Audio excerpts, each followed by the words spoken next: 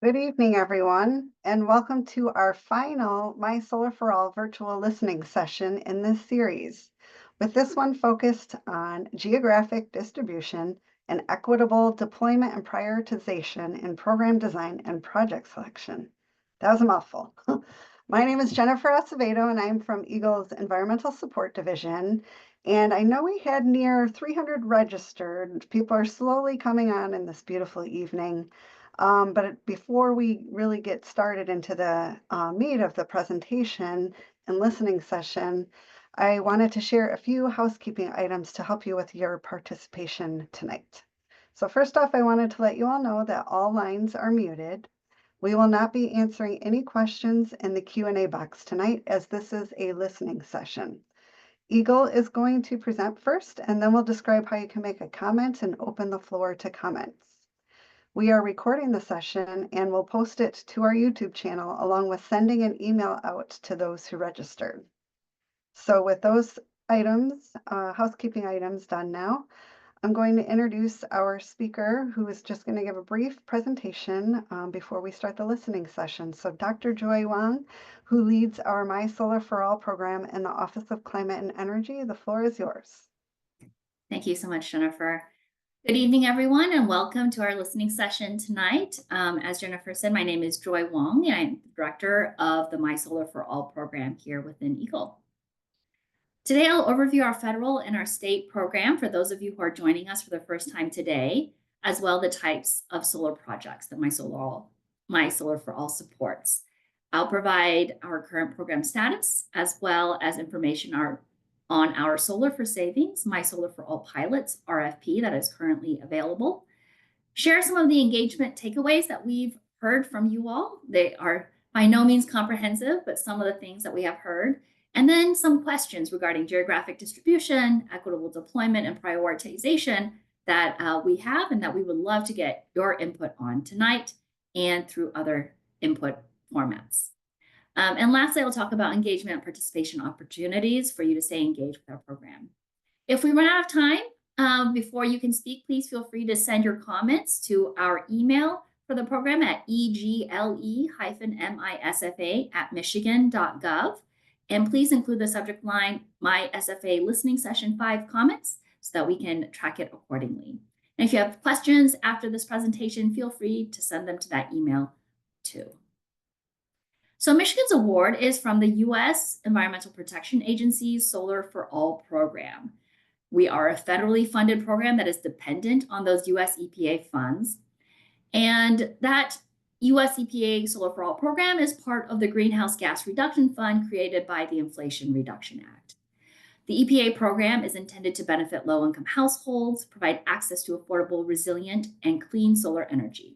There are a total of 60 Solar for All grant recipients across the U.S. that have committed to funding residential and residential serving community solar projects, creating equitable access to affordable, resilient solar, and to deliver good paying, high quality jobs. The My Solar for All program will help strengthen our energy independence and increase affordable, reliable, and resilient electricity. The program will install new solar projects to help reduce costs for an estimated 16,300 low-income households, to ensure a benefit of 20% or more of the average household's annual electricity expenditure. And this is based on the average household electric bill in that utility service territory. It's supposed to be inclusive of all participation costs. And we estimate this benefit to be anywhere from $400 to $450 per year per household, or about $11,000 to $17,000 per household over the lifetime of the installed solar. We also have funding to support improvements that are needed for solar installation, such as roof repair and electrical system upgrades, which can help further reduce those costs that those households might bear. And we have energy storage funding for select projects to help store electricity for later use, like during electrical outages, to help support greater reliability and resiliency of electricity. We estimate that 700 good-paying, high-quality jobs will be created by this program. And the My Solar for All program will help support Michigan communities and our economy through technical assistance opportunities and the use of American-made and likely Michigan-made products. We were awarded $156 million for the My Solar for All program 75% of that will go to direct financial assistance to implement residential rooftop solar and residential serving community solar projects throughout our state, as well as funding to support enabling upgrades and associated storage with those projects.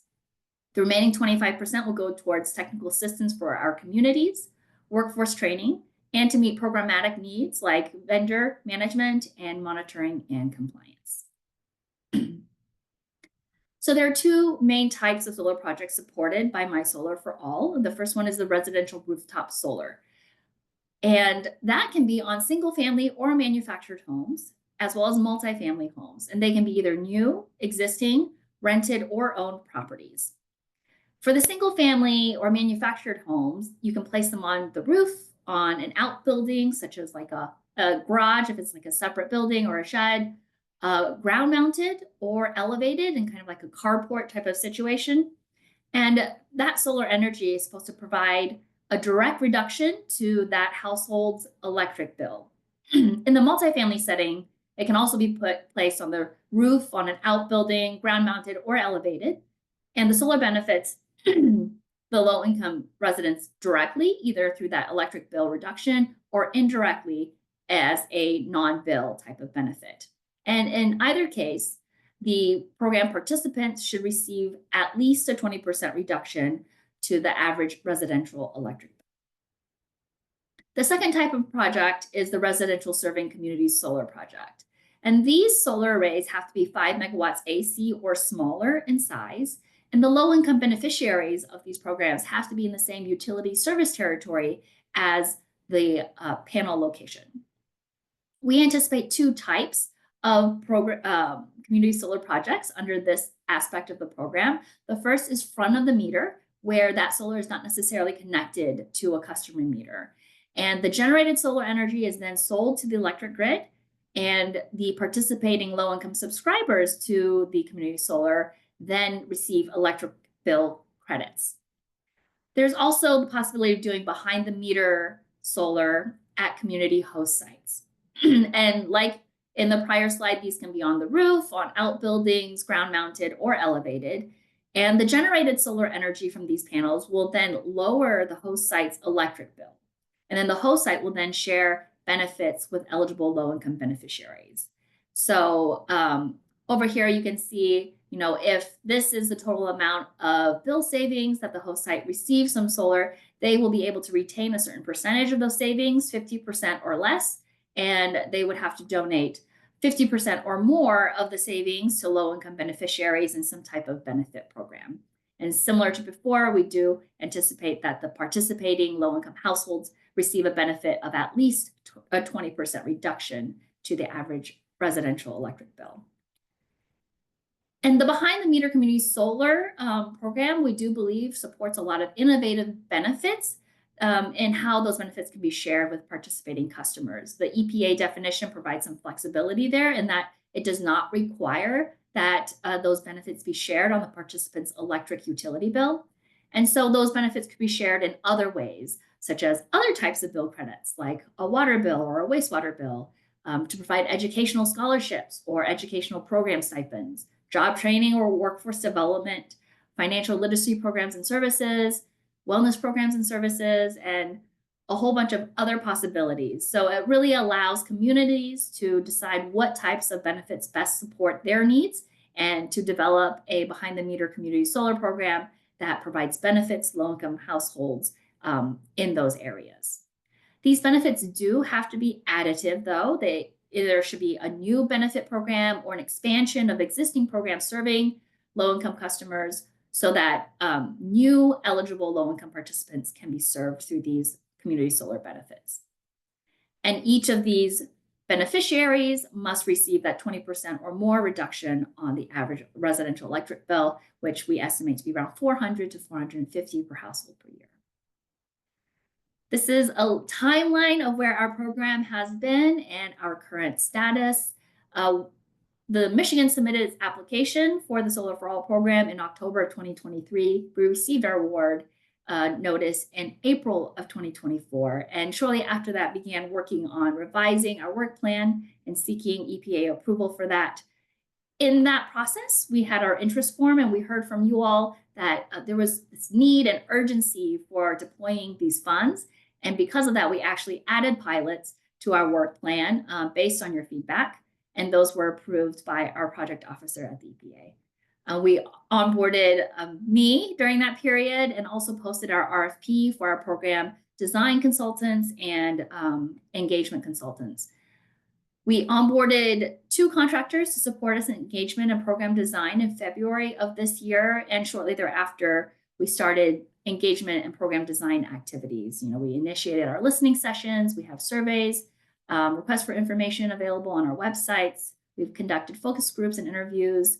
We have a solar and storage study with the Georgia Institute of Technology, and we also conducted some virtual matchmaking session based on feedback that we heard from you all to match interested communities who were interested in these projects with businesses and developers that wanted to assist. We announced the Solar for Savings, My Solar for All Pilots RFP in April of this year. And we also had a in-person matchmaking session shortly thereafterwards. The things in italics are the things that we plan to happen soon. We hope to have some strawman program design proposals, some community conversations, and then to draft our program design for additional feedback before finalizing in September of this year. And then we hope to prepare for full program launch in January of next year. So our Solar for Savings RFP is currently available and open. We have $8.875 billion available for folks to apply for. $1 million has been set aside for residential rooftop solar. $6.5 million have been set aside for residential serving community solar. Another $1 million set aside for enabling upgrades, and $375,000 set aside for associated storage. So this was launched by our Lieutenant Governor at the My Healthy Climate Conference on Earth Day this year.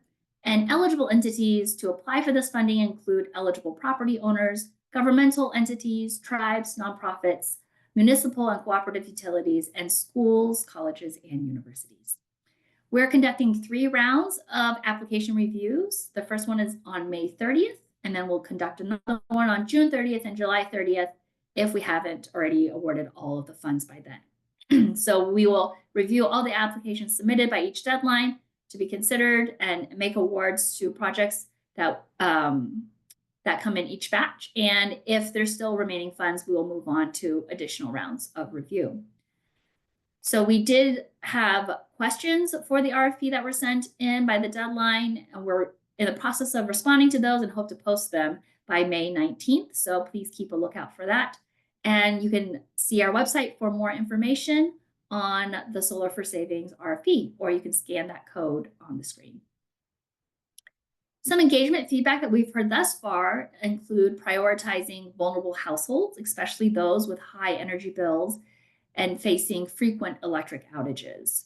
We've heard recommendations to focus on community-owned and directed solar projects, to coordinate with existing complementary programs like weatherization assistance and home repair programs to really maximize the benefit we provide to participating low-income households. We've heard recommendations to have a small geographic focus, as that might help support contracting and bulk purchase savings to further reduce the cost for these projects. There were recommendations to site solar on brownfields or parking lots and buildings within our communities rather than on prime agricultural lands. We heard requests for technical assistance to communities to help them develop eligible residential serving community solar projects. Additional comments about training, operations, and maintenance personnel in communities that have these projects, so folks in the community can service the projects that are actually within their own community, and to leverage our program investments to support opportunities for solar installation broadly, not just for low-income households. All your time in sharing your thoughts and comments with us, and we have a few questions on geographic distribution, equitable deployment, and prioritization for you all. We'd love to hear your thoughts on how we can equitably distribute funding for My Solar for All within Michigan. What are things that we should consider? We have a beautiful state. We have our lower and upper peninsula. We have rural and urban areas. There's different types of recipients that we could focus on. So we'd love to hear your preferences and recommendations on how we can geographically and equitably distribute funding from our program. How can My Solar for All think about equitable distribution of all of our program investments, not in just the projects, but also workforce training and community assistance? We've heard recommendations about maybe looking at distributing the funds based on regions within the state, or based on types of projects to focus on, or maybe even by the vulnerable populations that we want to support. So any thoughts that you all have on that would also be appreciated. How should the geographic focus areas be balanced with promoting greater availability of program offerings? We did have those recommendations that focusing on a tight geographic area might support deployment of the funds and provide opportunities for cost savings. And at the same time, that we recognize that we also have a desire to make the program more broadly available. So if you all have any thoughts on how we can balance those needs, we'd love to hear that. How should availability of funding for solar or complementary programs in an area impact how our program considers deploying its resources? We could definitely go in with those complementary programs and support greater benefit to those participating customers. And there's also a possibility of going to areas that may not necessarily have as many resources in this area, and to support those communities with deploying some of these projects. And what are the preferences for Michigan communities on prioritization in program design and project selection? Are there focus areas or project types that are of a special interest to you all? So if you all have any thoughts on any of these questions, we'd love to hear them tonight. And please take some time to share your thoughts with us, either tonight on the listening session or by sending us your thoughts via email. So we're still in the program design and input phase, and our goal is to design a flexible program that meets the EPA program guidelines for Solar for All, as well as Michigan needs. And we're seeking input from interested parties to really inform our program design and offerings, as well to prioritize how we select projects. Our goal is to have that program design finalized this September. We have varied input opportunities that are available currently and in development. And one of the things that we're developing is funding opportunities for community conversations and input on our program design that we expect to have available this summer. This will provide funding to support community-based organizations to hold My Solar for All input sessions within their communities. And we expect to have funding to support about 15 of these organizations that are hopefully geographically distributed about Michigan. Tentatively, we hope to provide materials to support these organizations to have these conversations with their communities and low-income households, to provide and seek their input on our program design and our offerings. The CBOs will hold a community meeting to reflect on strawman proposals that we provide, kind of based on this initial feedback that we have already been receiving, and to seek additional input on the program design. We'll receive that input from them and use it to revise our program design, put that revision out there for the CBOs to hold another community meeting to discuss and to share additional input. And then we'll take that input on the draft program design and then finalize our program design. So we hope to have a CBO interest form available soon. So organizations that are interested in helping us in this can sign up and express their interest to us. We will share information about when the interest form is available and when this funding is available through our listserv. So please sign up for that if you want to keep tabs on where we are in those areas. We hope that you stay engaged with My Solar for All. Fill out our interest form if you haven't already. Sign up for our listserv so you can have program updates and know when our funding opportunities are available. And we have several surveys and a request for information that are currently available online. Please take some time to fill those out if you're willing to provide us further input on those topics. And please check our website for updates. We hope to be better about updating our website in the near future once we are staffed up. And last but not least, and maybe most importantly, we hope that you'll develop projects and apply for funding opportunities so that we can really serve the low-income households within our communities and our communities at large. please apply for our Solar for Savings opportunity. And if you scan that code, it'll take you to that website. So thank you all so much for your time joining us tonight. I look forward to hearing your comments. I truly believe that the future is bright here in Michigan. Thank you.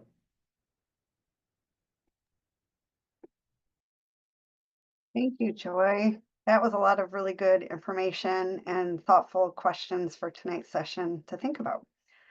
Before I go through the instructions for our comment portion, can the others who are listening tonight turn your cameras off? We have Kayla Spurbeck from the Office of Climate and Energy and Natalie Brown from our Environmental Support Division joining us.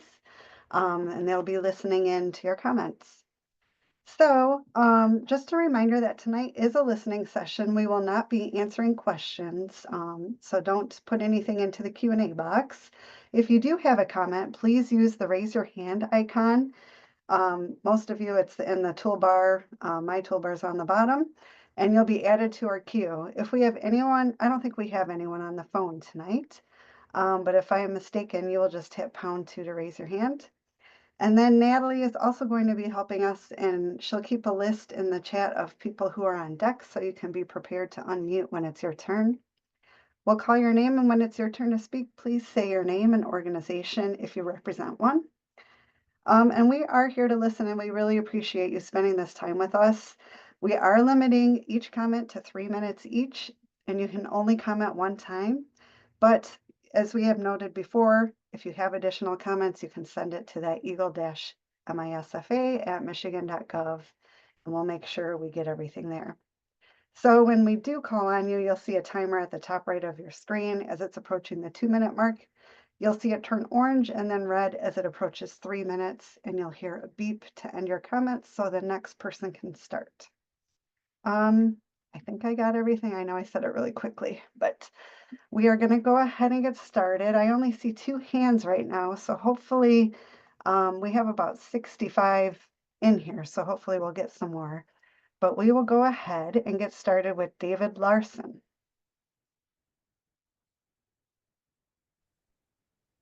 I wanted to make the suggestion of first looking at the vulnerable areas of the state or the people as being the highest priority, and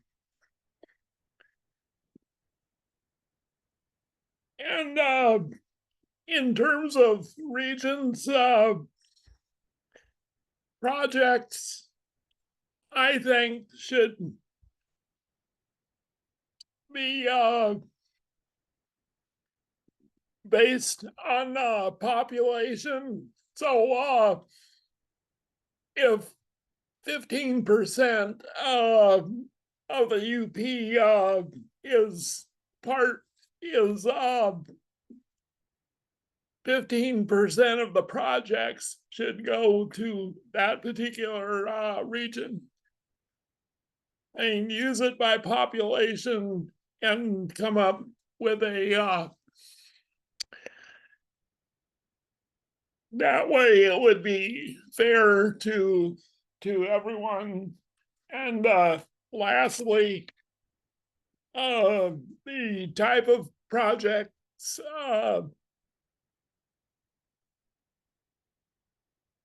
anything that has to do with health should be at the highest priority, and going down from that. And those are the suggestions I have on that. And thank you for listening to me, and thank you,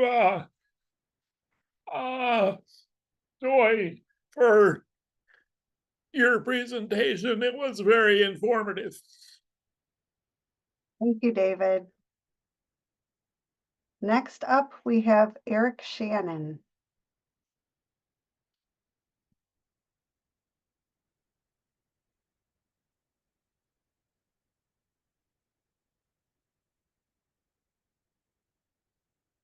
Eric Shannon, are you there? Yes, can you hear me? Yes. Okay, sorry, I was unaware if I needed to unmute it some other way, but thanks for having me. Thanks for putting this session on. So yeah, my name's Eric Shannon. I'm with Stellara Energy. And my comment is it's relatively unclear as to how the residential serving community solar for front of the meter applications is to be administered. It seems relatively clear to me about behind the meter solutions offering bill credits, or it doesn't even have to be for electric utility bills. I think Joy had said that it could be through water bills, it could be through education, scholarships, etc. But it doesn't seem to be relatively clear for front of the meter applications, especially as it pertains to the state of Michigan not having community solar enabling legislation in place, obviously. So especially if we're looking in investor-owned utility service territory. I'm particularly interested in what Solar for All thinks would be an applicable solution for residential serving community solar in consumers energy or DTE service territory. Really, that's my comment. If there can be clarifications made on this matter sooner than later, that would allow us to better plan and prepare and submit for Solar for All dollars more efficiently. Thank you, Eric. Next up, we have Tamara Horn. Hey there, my name is Tamara Horn, and I'd like to highlight some ways that I'd like to see considered for the Solar for All program implementation.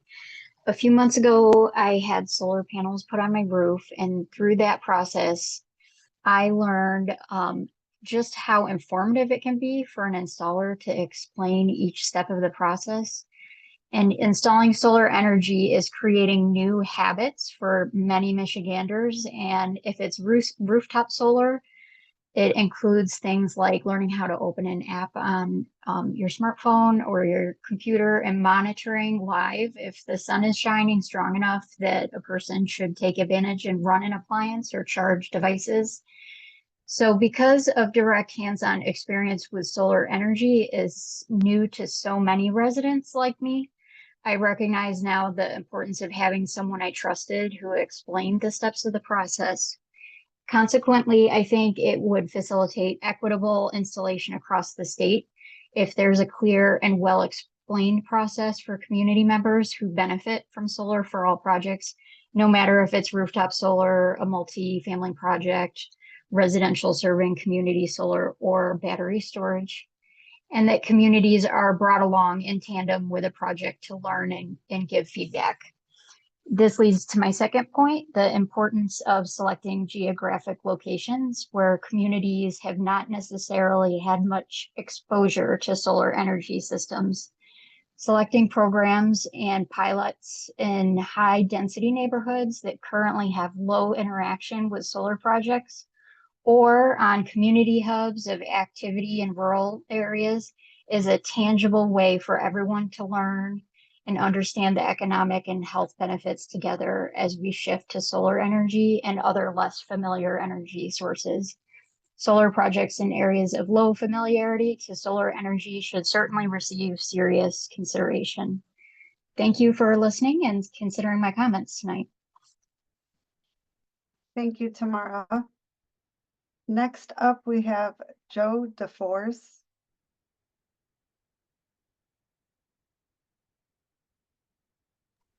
Thank you. Actually, I had two questions, and Eric asked the first one regarding the community solar component of the program. I'd really like to know more about that. I had also submitted a question online a few days ago that had to do with a federal 10% energy communities bonus adder, which would appear to be applicable in addition to the 30% federal tax credit for folks or project.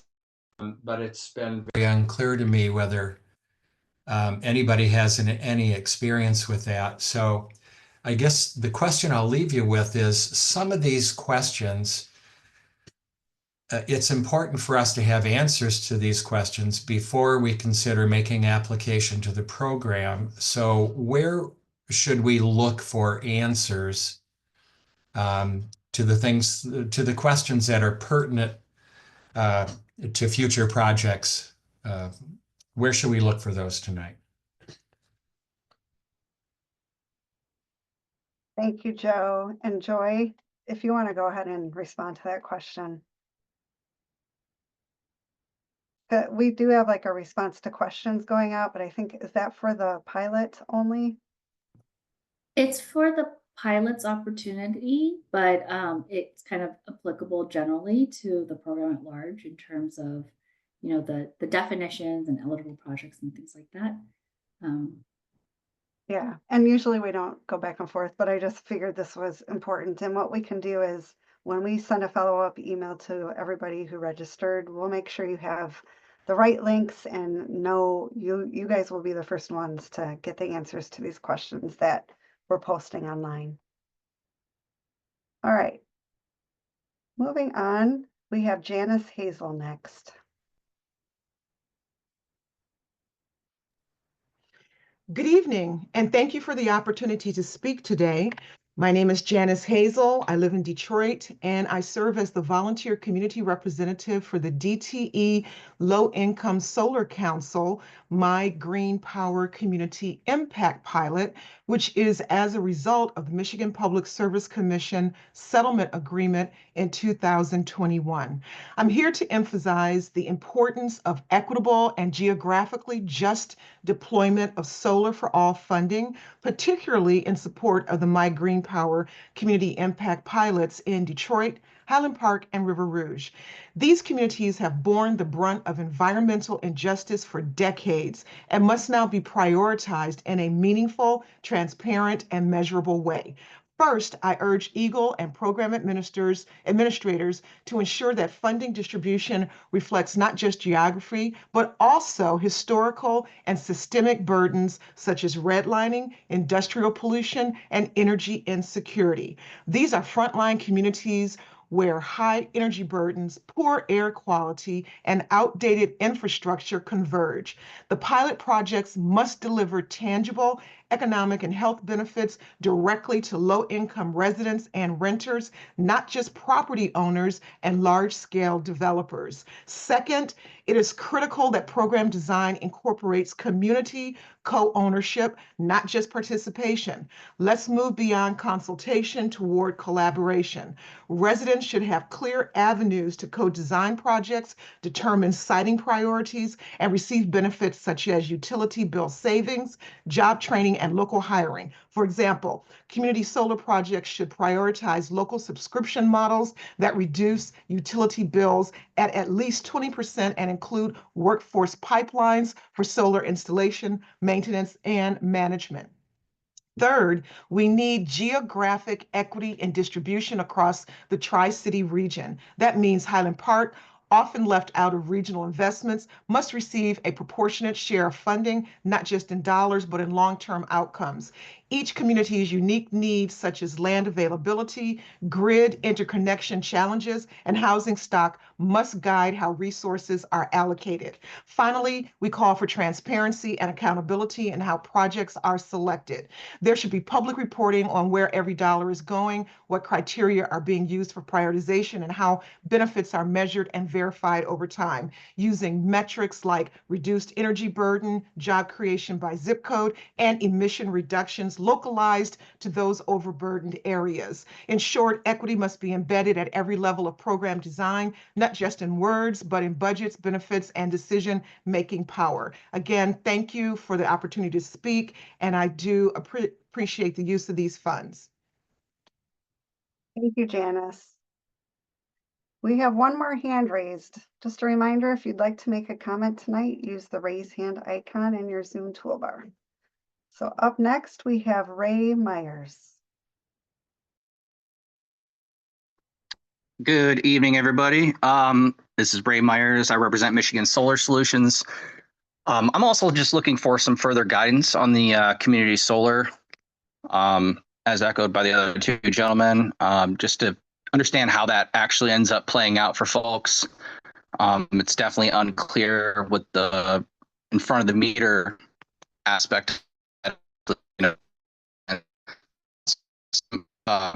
questions about family balance with multiples and how that gets put out there. Ray, are you still there? Yep. Oh, okay. You were going in and out a little bit. Were you finished, or you might Yep, want to I'm repeat finished. a little bit? Oh, okay. Can you hear me clearly now? Now I can, yeah. Okay, cool.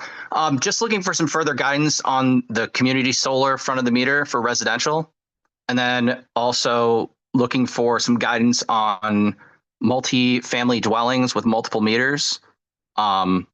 You know, on how that would get put together, be looked at, and mainly on the interconnection side of things, I guess, on how things would be dealt with. Okay, I could hear you much better then. Thank you. All right, next up we have Dave Strensky. Hello, this is Dave Stretsky from Solar Ipsy, and we're going to be spinning a project for Ypsilanti, but I've also reached out to some solar installers in the Western UP, which is historically lower income places. And one thing I've noticed in the past is a lot of lower income neighborhoods don't even have like the resources to have organizations that could then advocate for getting money for Solar for All to put solar on the project. So you might want to think about some way to get a contractor from, let's say, a richer neighborhood to incentivize them to go into a poorer neighborhood and actually do the installations.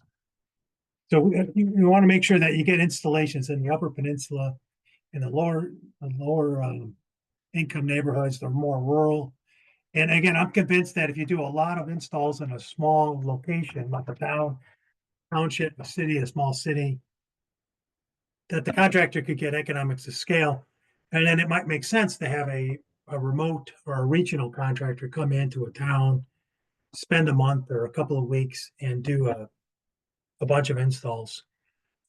So we got to make sure we reach out to the more rural Upper Peninsula, more isolated communities. Thank you. Thank you, Dave. Next up, we have Colin Heinz.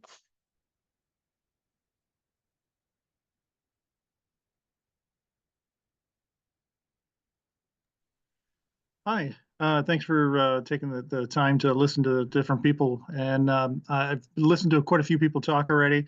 And I love the ideas of helping the disparaged that have been slighted, redlined against, all the different things that have happened.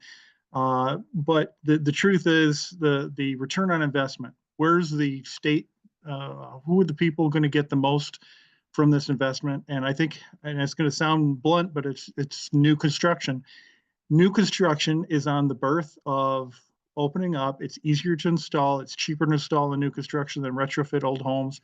If you take a new construction house that's going to be around for the next 50 to 100 years, and not the lower income homes that are already there for 50 or have been around for 80 or even some of them 100 years around the Detroit area, and they're at the end of their lifespan. So if you're going to put this money into solar on a house to help the people inside, if the house is going to only last another 5, 10, 15 years, that's a waste of money.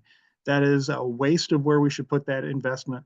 And the investment, this money should go towards new construction only, so that the benefit will bear out. I know the lifespan is about 25 years because that's what the warranty is on solar.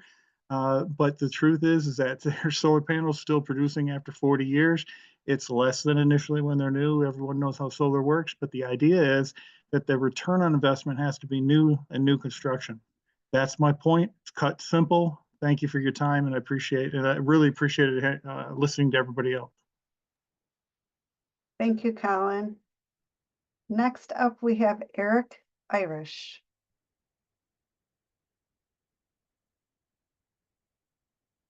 Thank you. Hopefully my microphone's working. I appreciate everybody. I'll try to be fast here.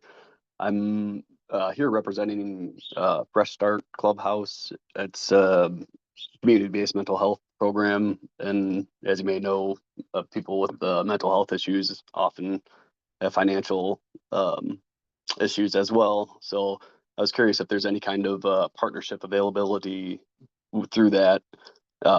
In my own time, I've been preaching the My Green program to everybody I know. And a few years ago, DTE used to offer energy audits. I didn't know if any kind of program would be included in that. If there's any kind of review process of what is actually needed and where. And also just a concern because my folks had solar panels done and they had a couple problems with the installers. So I just wanted to make sure that there was accredited installers. And again, sorry if any of these were answered. I was a little bit late to all these meetings and I appreciate everybody's time. Thank you. Thank you, Eric. Next up is Vanessa Peak.